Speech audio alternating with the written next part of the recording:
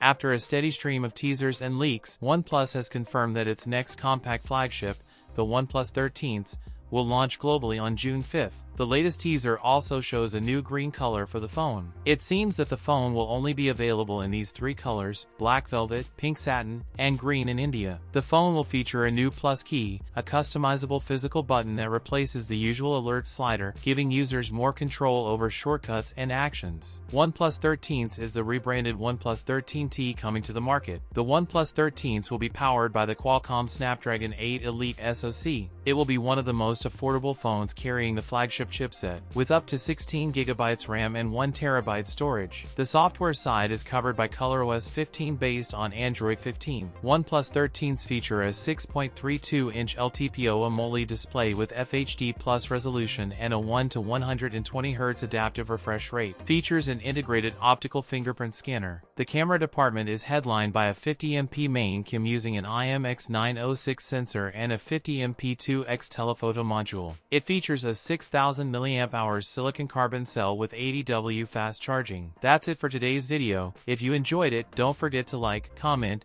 and subscribe for more content. Thanks for watching, and I'll see you in the next one.